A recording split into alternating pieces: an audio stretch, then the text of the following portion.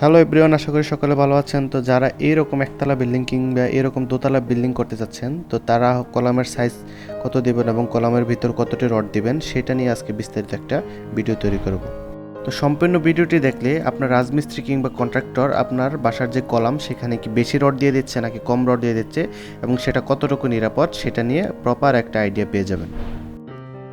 তো প্রথমেই একতলা কিংবা দোতলা বিল্ডিংয়ের জন্য দুইটা কলামের মধ্যবর্তী ডিস্টেন্স কত রাখবেন সেটা সম্পর্কে জেনে নেই।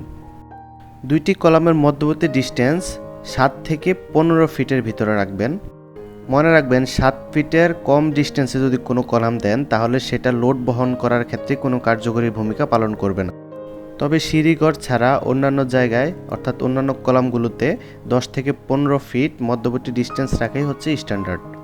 তো একতলা কিংবা দোতলা বিল্ডিংয়ের ক্ষেত্রে দুইটা কলামের মধ্যবর্তী দূরত্ব 15 ফিটের বেশি না দেওয়ারই চেষ্টা করবেন। যদি বেশি হয় তাহলে সেক্ষেত্রে বিমের গভীরতা বেড়ে যায় এবং রডের ডিজাইনও অনেক বেড়ে যাবে।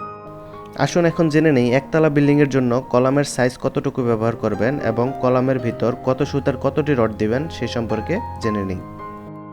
তো স্ক্রিনে বোঝানোর সুবিধার্থে একটা বিল্ডিংয়ের লেআউট দেওয়া আছে। কোনো একটি বিল্ডিংয়ের দুইটি কলামের মধ্যবর্তী ডিস্টেন্স যদি 15 ফিটের কম হয় তাহলে একটি কলাম যদি 9 ইঞ্চি ইন্টু 9 ইঞ্চি ব্যবহার করেন তাহলে সেটি একতলা বিল্ডিংয়ের জন্য লোড বহনের উপযোগী হবে। কিন্তু স্ট্যান্ডার্ড হিসেবে আপনি 10 ইঞ্চি ইন্টু 10 ইঞ্চি রাখবেন। এবার আসুন একতলা বিল্ডিংয়ের জন্য আপনি কলামের ভিতর কতগুলো রড ব্যবহার করবেন সেটা সম্পর্কে জেনে নিই। তো এই যে চতুর্পাশে অর্থাৎ চারদিকের যে কলামগুলো দেখতে পাচ্ছেন অর্থাৎ বাহিরের দিকের কলামে আপনি 4টি করে 12 mm বা 4 সুতার রড ব্যবহার করবেন এবং এই যে মাঝখানে যে কলামটি দেখতে পাচ্ছেন এরকম মাঝখানে কলাম থাকলে সেক্ষেত্রে আপনি 6টি 12 mm এর অর্থাৎ 4 সুতার রড ব্যবহার করবেন এবং এই যে কলামের টাইবার যেটাকে আপনারা চুরি কিংবা রিং হিসেবে চেনেন সেটাকে 6 ইঞ্চি গ্যাপ করে নিচ থেকে উপর পর্যন্ত দিবেন। তো এতক্ষণ আমরা গ্রাউন্ড ফ্লোর অর্থাৎ একতলা বিল্ডিংয়ের জন্য কলামের কত সাইজ দেবো কতটি রড ব্যবহার করবো সেটা সম্পর্কে জানলাম। তো এখন আমরা গ্রাউন্ড ফ্লোর বা G+1 অর্থাৎ দোতলা বিল্ডিংয়ের জন্য কলামে কতটুকু সাইজ দেব এবং কলামের ভিতর কতটুকু রড ব্যবহার করব সেই সম্পর্কে জানব। তো আপনার বিল্ডিংয়ের দুইটি কলামের মধ্যবর্তী দূরত্ব যদি 15 ফিটের বেশি না হয় তাহলে আপনার দোতলা বিল্ডিংয়ের জন্য একটি কলামের সাইজ যদি আপনি 9 ইঞ্চি ইন্টু 12 ইঞ্চি দেন তাহলে সেটা দুইতলা বিল্ডিংয়ের লোড বহন করার জন্য উপযোগী হবে।